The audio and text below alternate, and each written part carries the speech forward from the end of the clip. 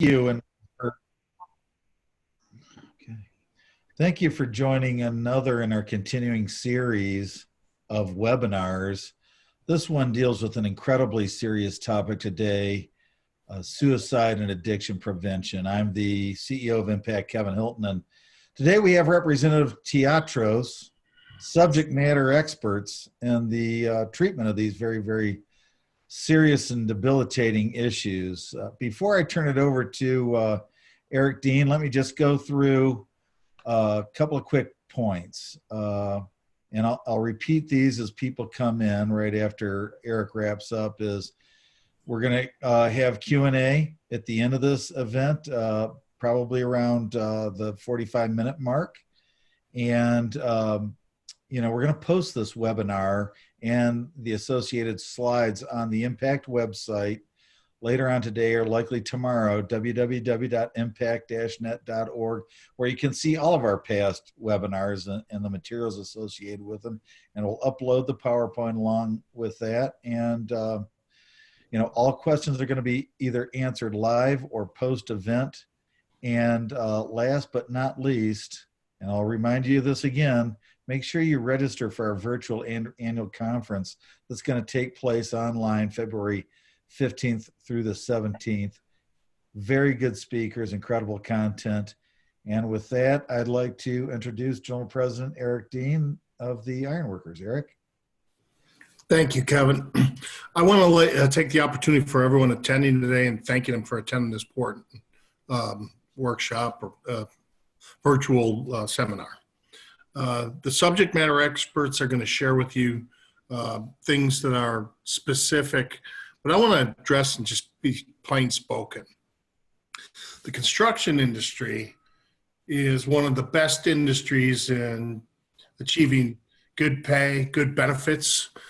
Unfortunately, I've been attending seminars, we're one of the highest industries in suicides.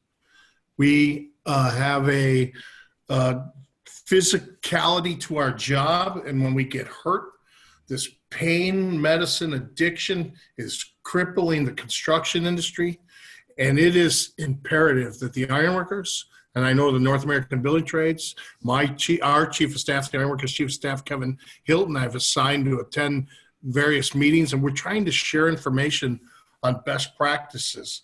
But what we've started to also recognize is that we got to train our officers, our members, and our union stewards on the job site, our folks in the apprenticeship school, to recognize when there's personal strife in someone's life, to not dismiss, not put the male macho ego facade that we have as ironworkers on the job site, but look at our brothers and sisters and see if they're hurting, see if they make a remark that takes something that we need to take notice of. So I look forward to listening to the topics. I don't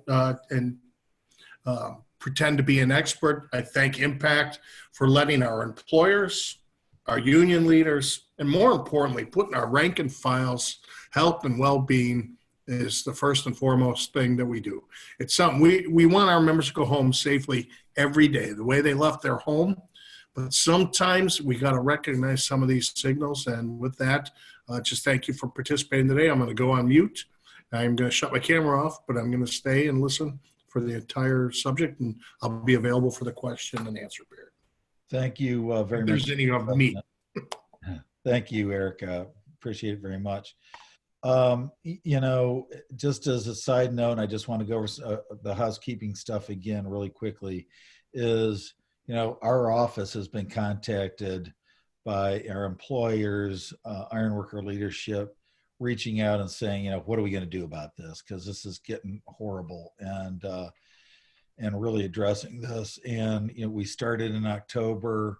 We had another event like this in December, and we plan to continue the dialogue until we create that culture of caring.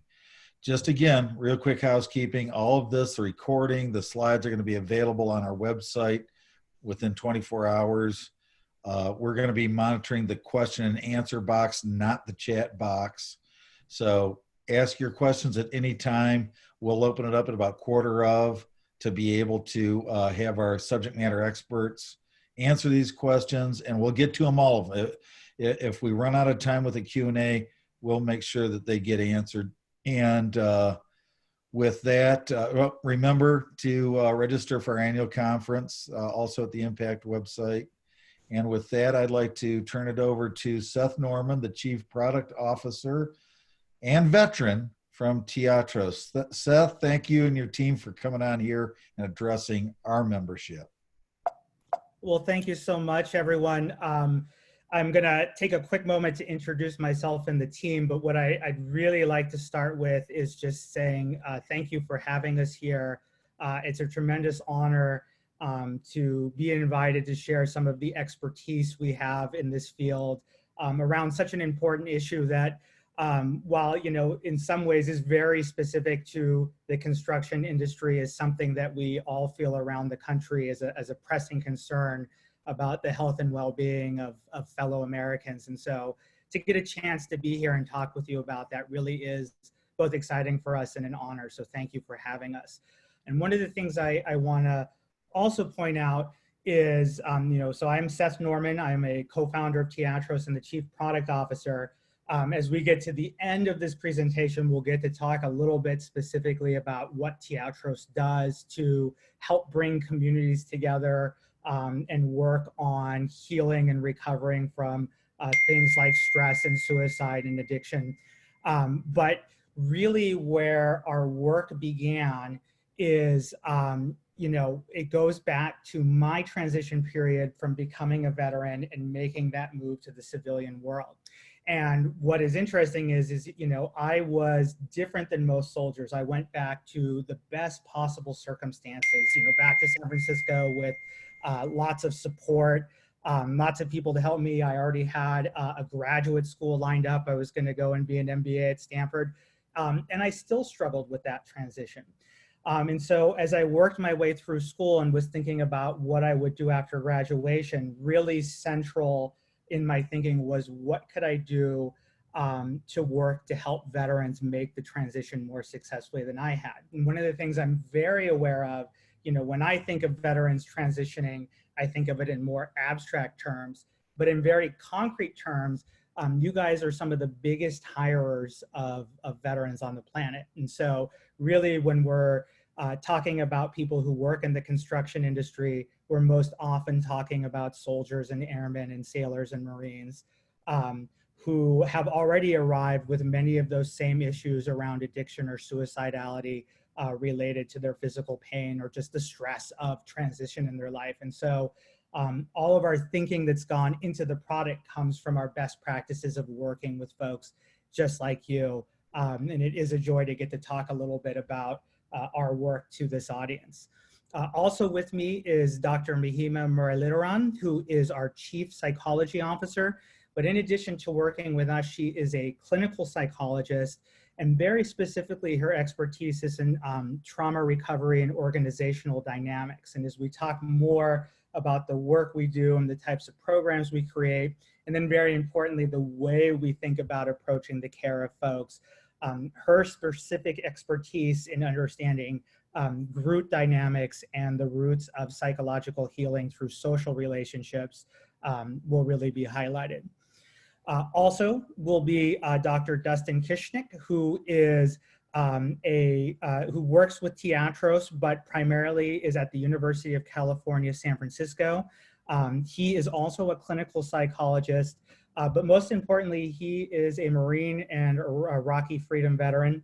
And so he brings a lot of his expertise, most specifically, you know, around people of the age that we're focusing on, younger folks who are starting into their professional careers, maybe have recently left the military, but people in and, you know, exiting adolescence.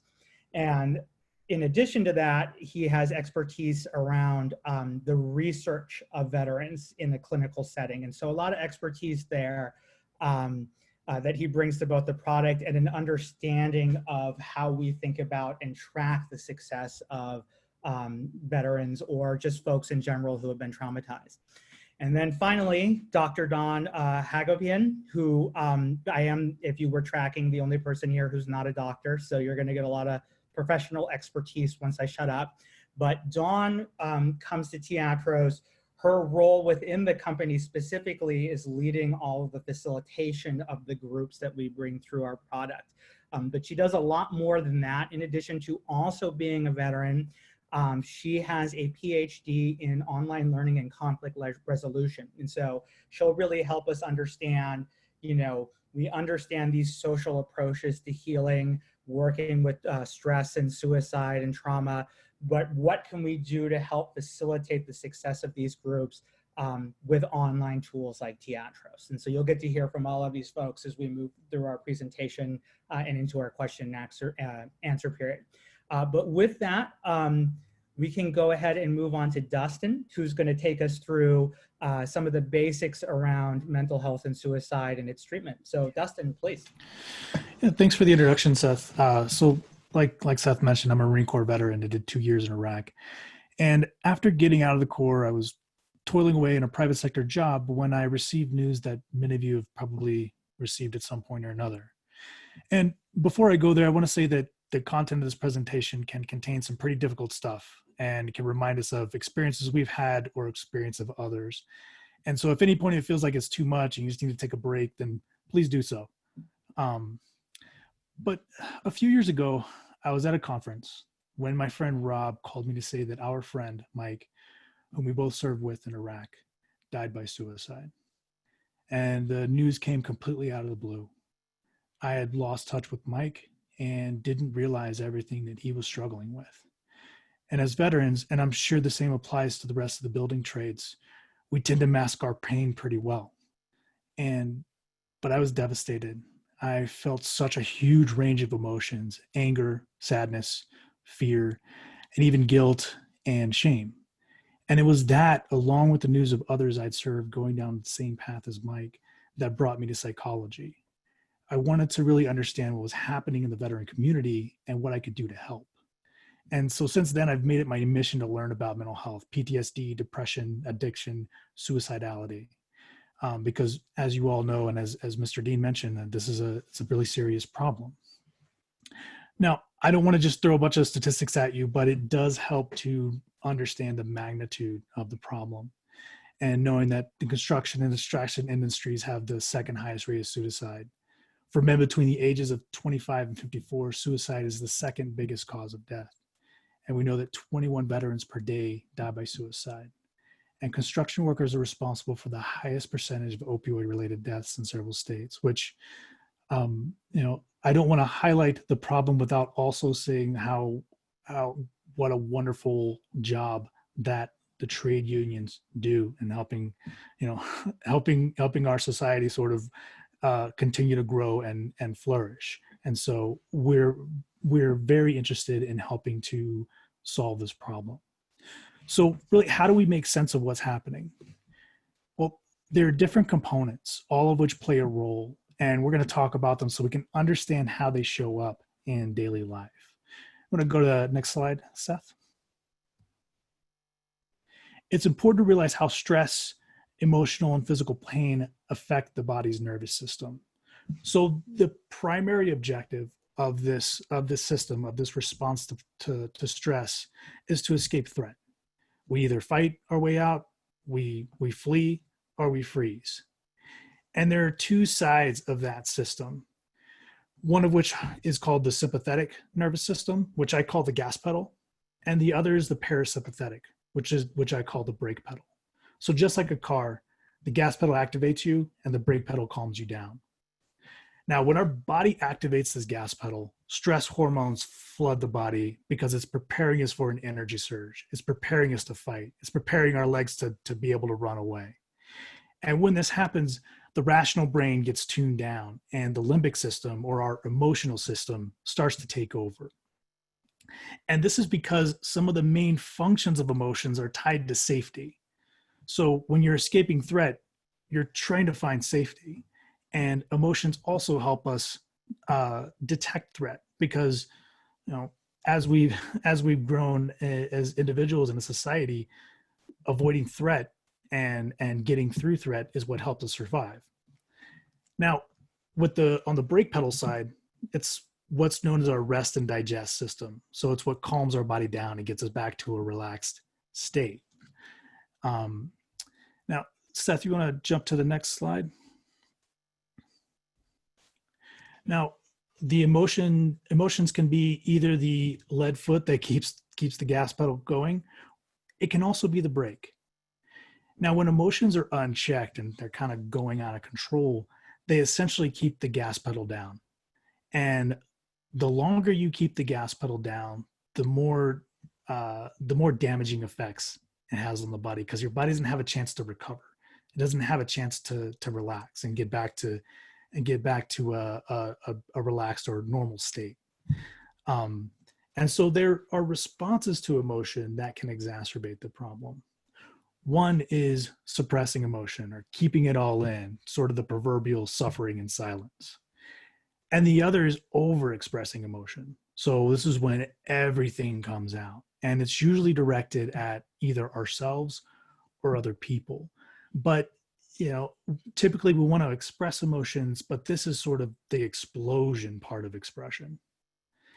And so really the key to regulating this emotional system and also regulating the stress response system is to talk about some of the stuff that may be bothering you or that you're struggling with. It could be with a trusted friend, it could be with a professional, or simply writing about it in a journal. You can think about it like a pressure gauge or a pressure valve. So what happens if you have a small space and the pressure keeps building? It explodes, right? Well, if you're able to talk about emotion that's bothering you, it's like having a valve that just lets a little bit out so that it maintains the right amount of pressure in that space. And we have, it kind of gives us our own internal gauge. So when the pressure starts to build too much, we can release the valve and then let some of it out. And it prevents us from exploding. And it actually, being able to express emotion actually activates the brake pedal. Next slide, please. So that brings us to the triad of addiction, mental health, and suicidality. Now, addiction and mental health disorders are both risk factors for suicidality, even though they're all really interrelated. Now, we often think of substance use as a coping strategy, not necessarily one that we endorse, but one that a lot of people tend to use to combat psychological and physical pain. And addiction is when that use becomes unmanageable. So opioid use in particular is nefarious because of its numbing capacity and its intense effects on the brain's reward system. So it plays havoc with your mind and your system. And we like to think of addiction as sort of this combination lock. So, to open a combination lock, you have to have the right set of numbers. And in this kind of combination lock, there's multiple combos of numbers that can open it up.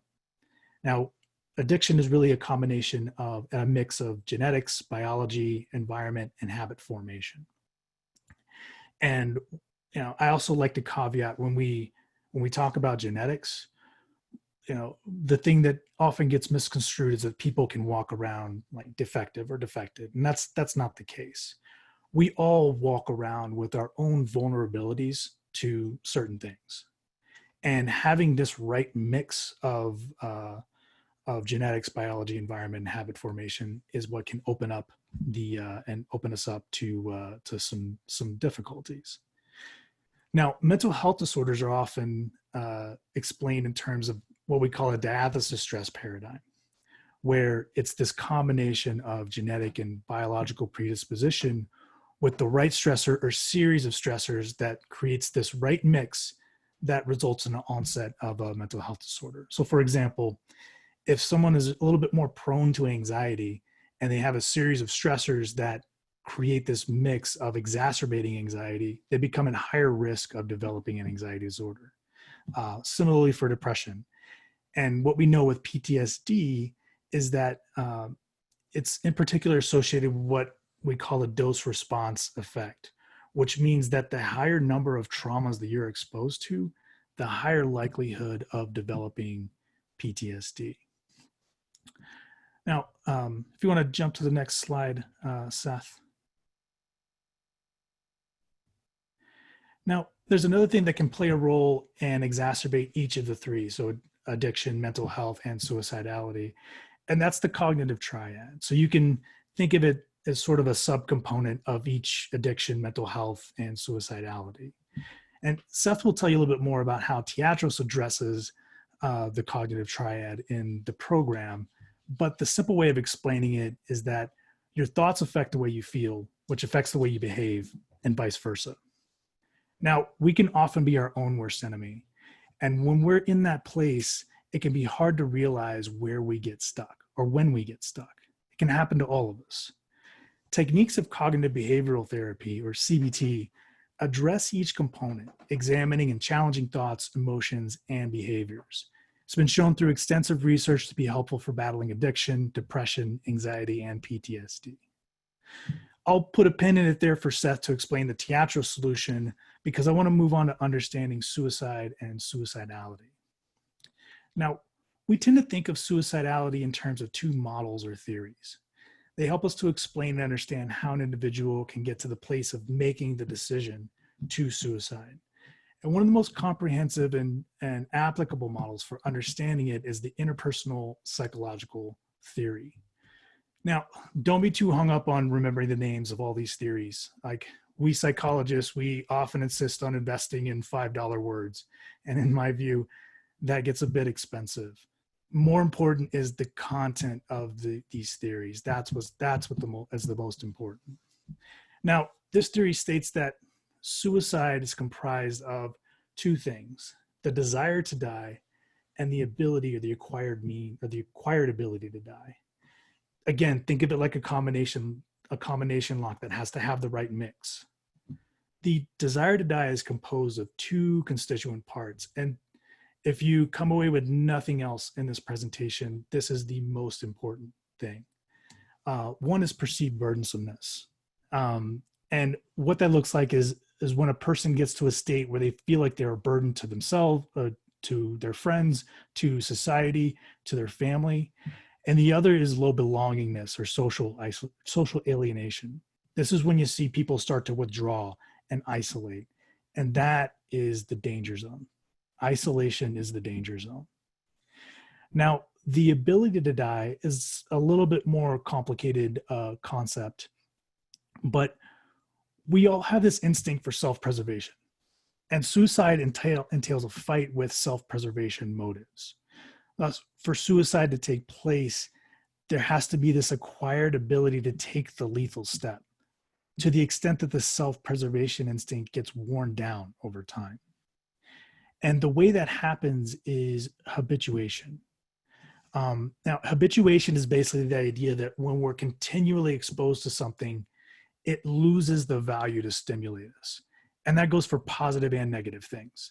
In psychology, we also use habituation to work through intense fears so that they no longer have as much power and control over you. But in this case, habituation can take the form of repeated self-injury or continual exposure to physical and or emotional pain. So the more that you become exposed to, the more numbing effect that takes place. So the numbing effect becomes really kind of intricately balanced with avoidance and fear. So it's like we become numb to the pain, but also fear more of it happening and try to avoid it at all costs through substance use, through emotional suppression, through masking. And then this concept is also related to the phenomenon of suicide contagion, or what we kind of understand as suicide clusters, where if one suicide happens, others tend to cluster around it. And the way this works is that knowing someone who's died by suicide can have that same sort of numbing effect, where it can actually end up feeling more acceptable. And I know that a lot of these are kind of hard to get our heads wrapped around, and trust me, I've struggled with understanding this to a large degree. But the crux is that someone gets to this place where they're not really seeing clearly. And opioid use in particular is a huge risk because of its effects on physical pain. It has that numbing effect.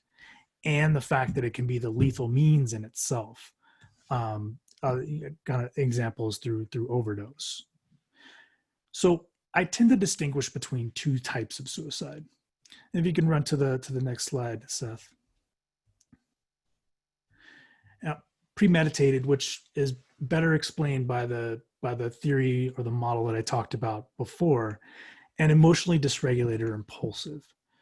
And so that tends to fall more in line with what we call biosocial theory from dialectical behavioral therapy. Again, don't focus on the names. Really, what's important is that it's conceptualized, where suicidality is conceptualized as a person's attempt to solve a problem. And often that problem comes in the form of intense emotional pain that the person feels unable to control or tolerate, to the extent where that decision feels like the only solution available. And it's also predicated on having access to lethal means to be able to carry out the act.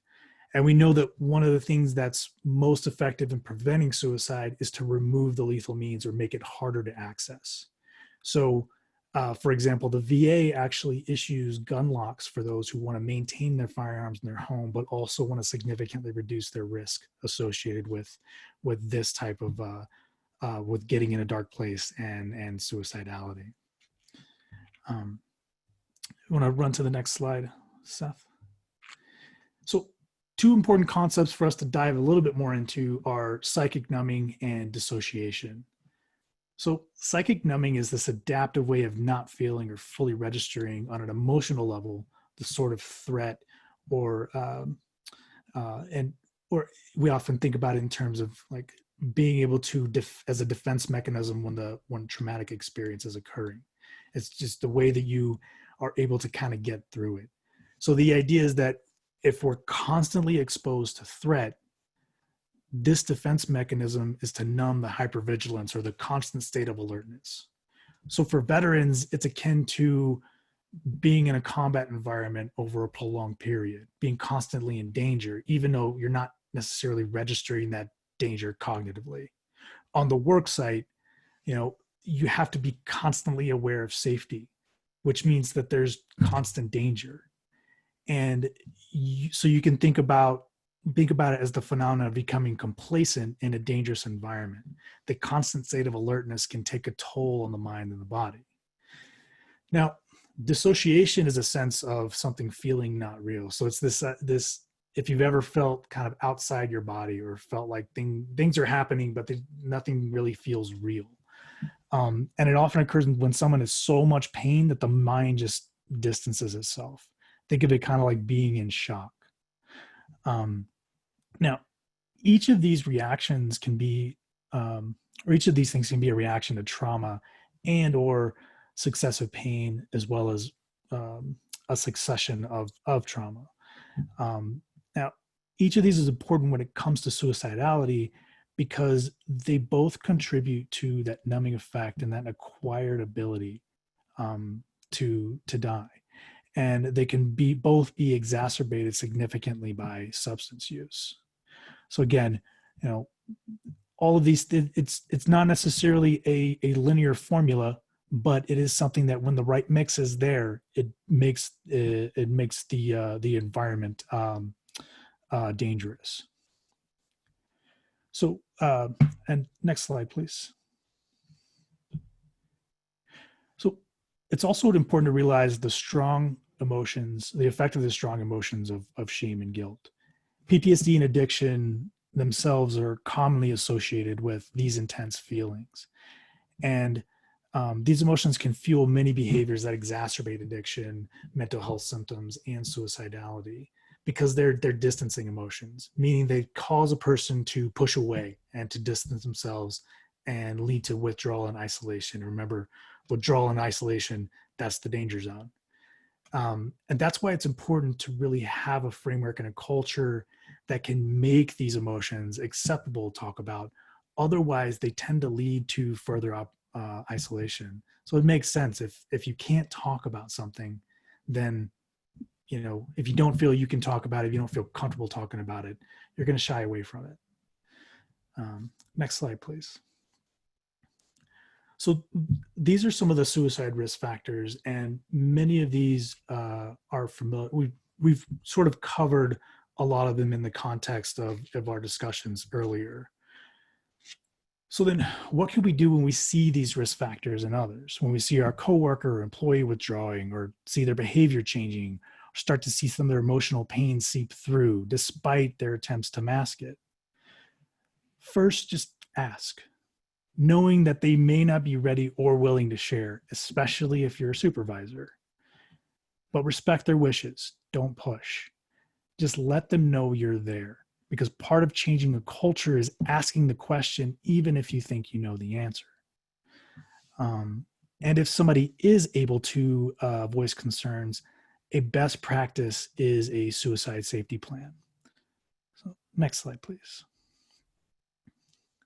So this is a best practice at the VA, and the goal of it is to, one, increase belongingness, and also distract from the suicidal thoughts. So, in that very acute period, we sort of get somebody distracted and kind of get them out of that, kind of break them out of that mental fugue. And three is to reduce the burdensomeness, reduce the feelings of being a burden to others, and then also remove the means to suicide. It's a written out plan that a person can reference when things get difficult, and there are 6 parts to it. First is getting someone to understand, have an early detection system for when the warning signs come up. So warning signs that they're going to a bad place. And then 2, developing internal coping strategies. So what are the things you can do on your own to distract yourself? Things that are healthy for you to distract yourself. What are the things that make you feel good, but that are also healthy for you? And then having social context that can distract you from the crisis. So who are the people you can call to make you feel more connected? Having family and friends. Who's that family member that you can call at 2 a.m. that would be over at your house at a moment's notice and stay with you the rest of the night? Knowing the number of professionals you can contact if it becomes an emergency. Emergency numbers you can call when things get really bad. And then also making the environment safe. So does the person have things in their house or environment that can be lethal? And if so, is it possible to put safeguards or remove them temporarily or permanently? And really the goal is to give someone the tools and a roadmap to help them out of the state that they're in, because it can be really hard to think of these things when you're in a dark place and when you're only seeing just that tunnel vision. Remember, when you have the gas pedal completely pressed, you can't really, it's hard to really see anything else. And I know that I'm running a little bit short on my time, but I just wanted to really briefly cover the next slide, the subject of faith, because if you're a person of faith, it can be hard to really understand suicide, because most religions think of it as a sin, but the way to kind of approach is that sometimes people's minds can just override that feeling of connectedness to their own religion. Psychic numbing can play a role. Shame and guilt can play a role. Something that can block everything else out can also play a role in making this feel like it's the acceptable decision. So I covered a lot of things in a very, very short amount of time, and hopefully it gives the start of a framework to understand the elements of addiction, mental health, and suicidality. I know we didn't cover quite as much on addiction and mental health disorders like depression or PTSD, mainly because they are the main risk factors in suicidality, which is the big problem. And I'd be more than happy to follow up with an in-depth discussion on any or each of those topics. Thanks so much for your attentiveness and curiosity. With that, I'll turn it over to Dawn for some social learning theory. Great. Thank you, Dustin. Hello, everyone. As Seth said earlier, my name is Dawn Hagopian. I am the Director of Facilitation and Social Learning at THROS. Thank you, Dustin. Normalizing our feelings and finding the needed support is important. The mind connection is essential to understanding how our emotions, feelings, and moods can keep that gas pedal down, as Dustin said, or allow us to apply the brakes so we can respond instead of react. On that note, we'll jump into the first slide that I have here.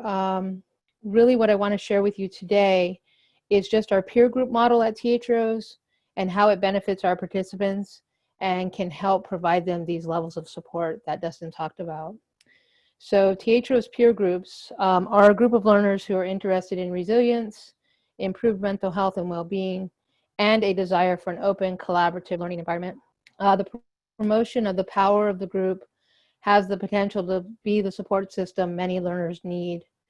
Peer learning creates a rich learning environment, and everyone simultaneously observes, learns, and acquires. We do that through social learning. So our first slide here, people learn by watching other people. We can learn from anyone, teachers, parents, siblings, peers, coworkers. So when we observe behavior, we mimic that behavior. In short, right? We do what they do. This is the key to social learning, is to, as Dustin said, either through narrative journals or telling our story, we learn from others. We learn those coping mechanisms and skills and how to pay attention. There are 4 key parts to social learning: attention, retention, production, and motivation. Can we have the next slide, Seth? So social learning theory comes from Albert Bandura. His work spans, and basically he emphasized the importance of observing and modeling behaviors, attitudes, and emotional reactions of others.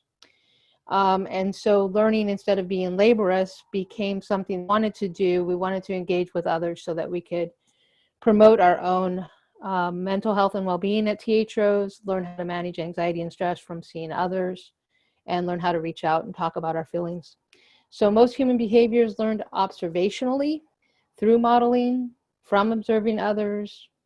And then on later occasions, he started talking about how we can code information through specific learning environments, which is another thing that we do accomplish at THROs. We'll specifically focus on anxiety or PTSD or depression. Yeah, so we learn through observation, imitation, and modeling. And this is what gets me so excited about what we do at THROs. So next slide, Seth. So I want to talk a little bit about this concept of normalization. It's a central process within cognitive behavioral therapy. And when we talk about normalization, really we're talking about that you're not alone in when you feel shame or guilt or you're alone.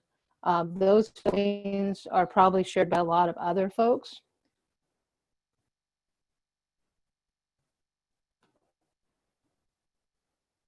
Well, for a minute I got bumped, so that's great. I came back really quick, so that's awesome. Peer groups are a place to support back in connection. Peer groups help you find your voice. Miller defined voice as becoming aware of your own feelings, your own needs, and how to express them. Again, we may do that through narratives, writing, speaking. We may also do that just from a shared experience. Peer groups help you to relate to others and yourself in healthier ways. And peer groups engage in social learning, developing long-term tools for mental health and well-being. Next slide, Seth. And the last thing that I really want to talk about is how our model facilitation helps social healing. So every single peer group, as Dustin said and said, is facilitated by a live person. So there is a person that goes in and facilitates that group along with the people who choose to join that group. And there's some benefits to that. One of them is that it promotes the experiential learning. It addresses the needs of diverse individuals. So it's an environment where everyone can come. It guides groups through different stages of development. It fosters inclusive, empowering, purposeful, ethical, and process-oriented relationships within a group. And it also fosters an inclusive and non-hierarchical approach to the educational process. And that's a fancy way of saying that everyone is welcome and we all benefit. So in a peer group, we're all going to tell our stories. And in telling our stories, we learn from each other. And that modeling really comes back to skills that we can use once we leave that peer group. And I think that is my piece, Seth. So I'm going to hand off the last 6 minutes to you. And I appreciate having a few minutes. Thank you, everyone. So I'm just going to wrap up here with our last few moments to sort of close out what we've talked about, how it applies to our work and our tools at Teatros, and what we hopefully would like to do to work with folks like you. Bottom line is, in just a moment, we're going to get to the last slide and talk, leave room for questions and all of those things. And on that slide, you'll have contact information to reach out to us. And we are more than happy to keep answering questions, run product demos, talk to you about how we work, all of those things that you would need to understand Teatros. So I won't dive into the specifics of the product, but what I do want to close with is what I love working with this group. What I love about working with this group so far is, the Ironworkers Union really embodies all of the best spirits and philosophies around healing communities that I learned from my time in the military, and that I brought into Teatros to help create tools that would facilitate that sense of community. Whenever I'm in meetings with the team leadership, with the Kevins, and we're talking about how you think about ironworkers, you're a family, you're here to support each other's entire lives. You're not just part of the team when you're on the job site. It's a 24/7, 365 community. And also that you all have a deep appreciation for the importance of leadership. And so what our tool is really focused on is just empowering communities, and then in particular leaders within communities, to bridge the gap to people in need. And so that means just fostering a greater culture of well-being. You can come on, either individually or bring, all of the people who report to you on the job site in for, videos to watch, to learn, to sort of trigger important topics of discussions that you want to have with your folks, or do exercises, or hear from an expert about anything from depression to anxiety to suicidality. We provide this safe place to come together and some of the supporting tools to have good conversations. But at the end of the day, it's going to be up to you guys, and in particular, the leaders who are responsible for that next generation of both, construction workers and the veterans who make up so much of that population. And so really what I'll close as my thank you, we are happy to dive in future, you reach out to us, give demos, talk more about the specifics of the product. But what I want to really thank you for is your approach to the solution to this national tragedy of addiction and suicidal behaviors, and thinking of yourselves as needing to be the people who step up and do something about that. It's going to be the leadership that solves this problem eventually, and it's going to be done in the communities, by the community, connecting and overcoming some of these burdens and stigmas together. And we're really just a tool that makes it easier and safer for those conversations to happen. So thank you for including us today as part of that conversation. And I'll now turn over the time for questions back to Kevin. Thank you so much, everyone. All right. Hey, really spectacular presentation. It's such a dramatic topic, and there parts I kind of felt like I was back in graduate school, but simplifying it down is so important. A colleague of mine had indicated via text while you guys started that in the last 12 months, 4 iron workers in his local union had committed suicide. It's staggering and terrifying at the same time. So we do have some questions here, and I'd like to thank Mahima for answering a lot of them. But some of these I think are the whole audience would like to hear the answer. So I'm going to throw a couple of them out. What does Teatros mean? I'll take that one. That's a great question. So the name for Teatros comes originally from the word iatro, which is the ancient Greek term used by Hippocrates and the very first doctors to describe the healing nature of the relationships between doctors and patients and patients and patients. And at our core, as we've talked about, the healing power of relationships is really at the core of what we do.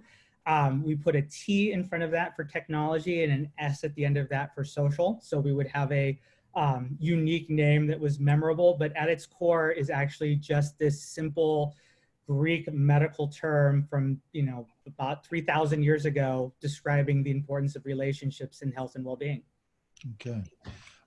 The other one, and again, thanks for answering it via typing in the Q&A box, but it says, one from some, and I read these typically right as they come in, so I try not to edit them for fear that I might lose some meaning or content. But from someone who lost his son last year by suicide, he was the opposite, where he was always there for his friends, and due to he didn't want his friends to feel pain like he did.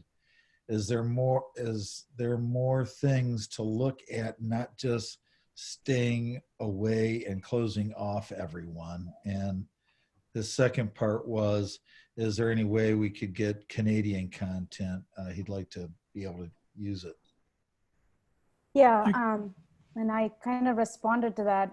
Robert, we're really, really sorry for your loss. I know that it's probably even hard to frame the question when you have a personal experience around it. I'm Dustin, I am curious what you think about it. My initial thought to Robert's question was that psychic numbing that you talked about also can look like excessively involved in others' feelings and kind of wanting to erase their pain in an effort to kind of avoid thinking and feeling what you're feeling for yourself, which can be painful. So I was curious what you think about, that as also something to pay attention to. So any extreme behaviors, I think, are always something that you want to keep on your radar. Yeah, I think that's a great way to put it, Mima. And I was just thinking of this idea of still being alone while also being in a group, and sort of that phenomenon where you can still feel isolated even though you're around others. You're just sort of mentally and emotionally isolated from other people. Another question was getting a copy of the slides. Just a reminder that all of this content will be posted on the impact-net.org website within 24 hours. So the individual's withdrawal leads to isolation. So the key to recognizing the withdrawal and try to lead someone back from that direction. And some of that leading back is the tools/resources that an employer will provide. Anybody?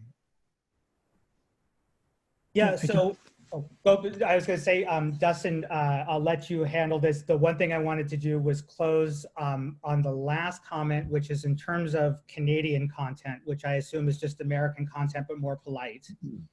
We absolutely, we have worked with, one of the secrets we found from working with veterans is that the greater mix of diversity you have in the groups, the more likely and more quickly you break down the stigma of conversation. So indeed, when you have an Army guy from the Iraq War who lives in Seattle with a Navy guy who we've had Korean War veterans on the platform, who lives in Miami coming together, or indeed we've even had members of foreign militaries coming in. So it's a long way of saying that not only can we create and tailor content that makes sense to each specific audience by location or job type, at the end of the day, we benefit from the greatest possible diversity of participation. And so of course, we would be thrilled to have input and participation from our friends across the border or from any border.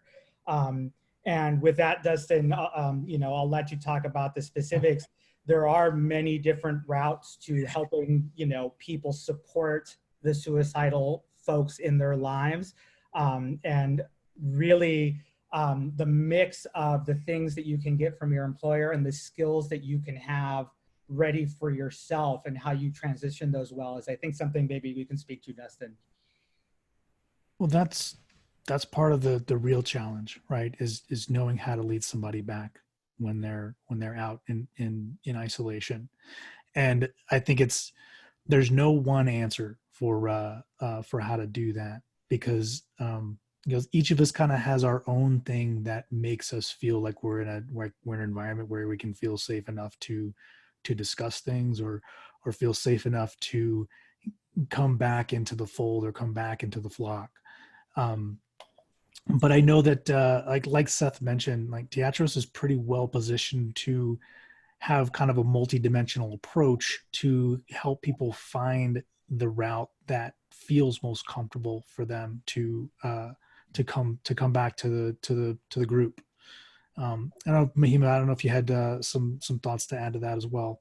Yeah, I was thinking more along the lines of what we've seen so far with, in communities that use Teatros.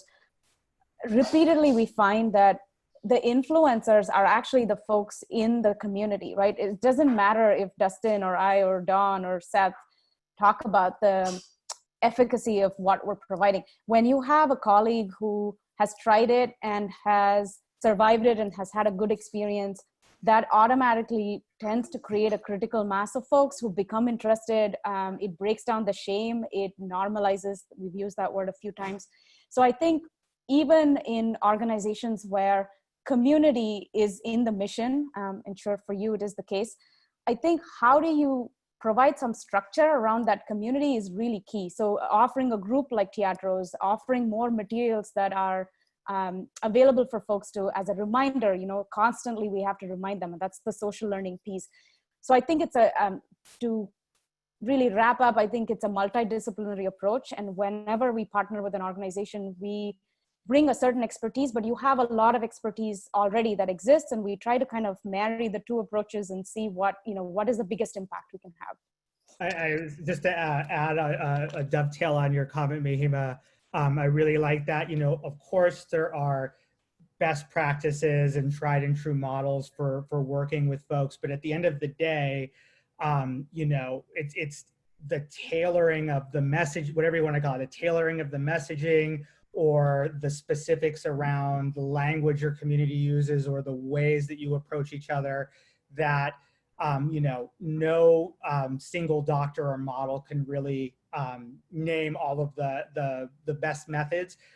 This is why we take the approach that we enable the community to come together, but the specifics around your sense of the best way to bring up these difficult subjects. And when you guys think about when's the right time to approach people, what are the right terms or language to bring into the conversation to really build trust and engagement from the person who's worrying you, that's the work that is ultimately yours, and that only you can do, because you know your communities. And so to Mahima's point, our interest is, of course, teaching some of the basics around that, but more important even than that is supporting whatever routes you find to be most successful for your members.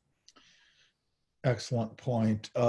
This next question might be for either General President Dean or Chief of Staff Burns. What year did we start bringing mental health awareness to the ironworkers and other construction trades? And by the way, I scrolled through, there are other trades represented in this webinar or attending, so I think that's really great. So Eric or Kevin? I would say at the formation of Impact, we implemented a nationwide drug testing database, recognizing that employers have members had dependency issues. And coming from a big city local like Chicago, we had employee assistance programs. And I thought that was the backbone and DNA of every health and welfare program in every local. We provided a grant to pay for that funding. So the employee assistance program to recognize mental health, counseling, all those issues, probably in early 2000s when we formed Impact. But it becomes broader and broader. I assigned Kevin Burns to the NAB2 opioid task force maybe 4 years ago, 5 years ago. It's since I've been general president. And I would say that opioid addiction's always been there, but it's really rapidly increased. So it's a phased answer that I don't have a specific. And then as we started, we were at a CURT conference a couple of years ago. So several of the labor folks and Bill Brown, myself, some of the employers, and Kevin, and we recognized that we needed to do more about the suicide awareness, prevention, and so I'm going to take a bite at the apple while I'm answering that question. There was another question asked of me is, will we be melding this into the KPIs? I'd say the first answer is to try and make people more aware and offer recognition and then provide help. There are other resources, and as I said, some locals provide that help. Some places help needs to be provided in general. And then in addition, we have put collective large-scale opioid addiction issues, suicide prevention notices out with 800 notices. The measurement of that, I can tell you that suicides aren't always as apparent. They become apparent after time. I don't know how we would measure the effectiveness through KPI. We can clearly monitor that there's a program to help our members for mental health and addiction and keep score of that. I don't know if it'd be a KPI, but clearly that's something that we need to get a better handle on. And then as far as this other stuff goes, we have to change. I saw another question in there. The culture needs to change in our industry. We were a macho industry where we never, I used to joke someone hurt my last feeling when I put a local under supervision. But we have to recognize when people are hurting. And then now with the COVID and the isolation and the financial distress, and not everyone manages life's road bumps and speed bumps equitably. So Seth, your comment about the military, I can tell you our brothers and sisters were a family. We may fight like brothers and sisters, but we look after our brothers and sisters, and not only them, but their extended family. So that's something that, that's why we're having this seminar. And then if something bubbles up into an RAB or somebody puts a pilot program, we're always looking for these best practices.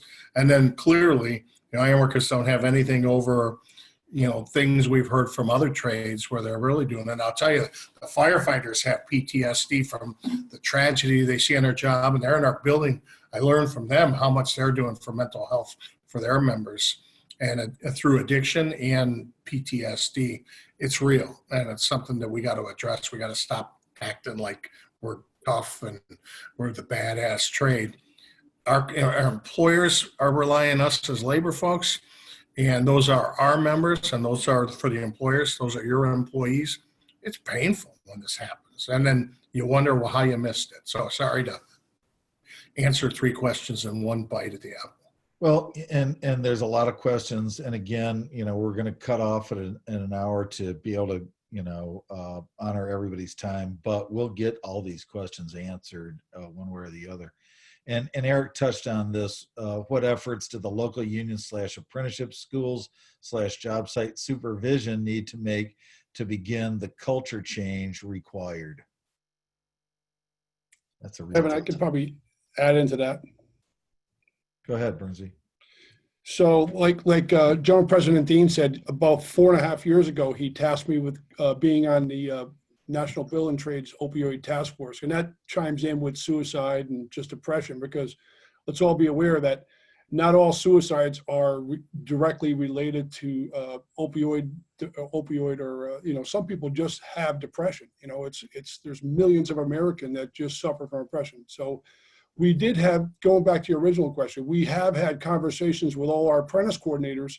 We think that early education is important.